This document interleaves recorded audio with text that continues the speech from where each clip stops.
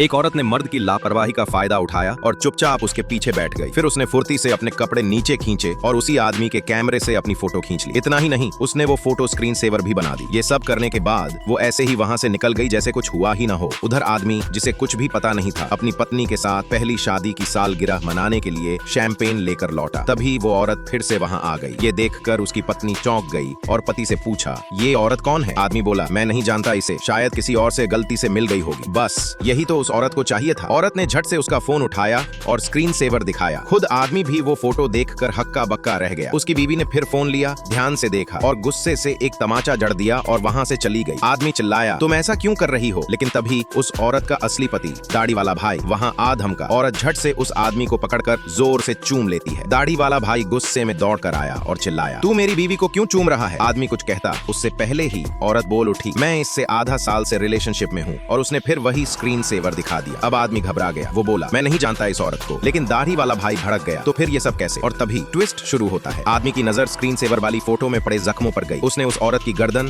और हाथों से मिलाया, वहां भी वही निशान थे। कुछ समझ आया और कुछ बहुत बड़ा। दाढ़ी वाला भाई और कुछ कहता, उससे पहले ही आदमी ने उसे झटके से जमीन पर गिरा दिया, एक मेज घसीटी और दाढ़ी वाले को बांध दिया। फिर उसने अपनी जेब से पुलिस का बैज निकाला, मैं पुलिस इंस्पेक्टर हूँ। उसने तुरंत कॉल कर अपनी टीम को बुला लिया। असल में औरत को पहले ही पता चल गया था कि ये आदमी एक पुलिस वाला है, इसलिए उसने उसे अपने पति के खिलाफ मोहरा बनाया। अब वो औरत पछता रही थी। उसने कहा, मैं आपकी पत्नी को सब कुछ सच बताऊंगी। वो दोनों जल्दी से आदमी के घर पहुंचे, लेकिन दरवाजा खुलते ही उसकी पत्नी ने उनका सामना किया। कपड़े पैक कर रखे थे। वो चिल्लाई, चले जाओ मेरी जिंदगी से और अपने साथ इसे भी ले जाओ। आदमी ने रोते हुए कहा, प्लीज सुनो, मैं निर्दोष हूँ। तभी औरत ने आगे बढ़कर कहा, माफ कीजिए, ये मेरी गलती थी। मेरा पति मुझे 5 सालों से मारता रहा है और इन्हीं साहब ने मुझे उससे बचाया। आज जो कुछ किया वो बस डर और गलतफहमी में किया। उसने अपनी पीठ के सारे जख्म दिखाए। अब पत्नी की आंखों में आंसू थे। उसने महसूस किया कि वो एक अच्छे इंसान की बीवी है। गलतफहमी दूर हुई और पति पत्नी एक बार फिर साथ हो गए।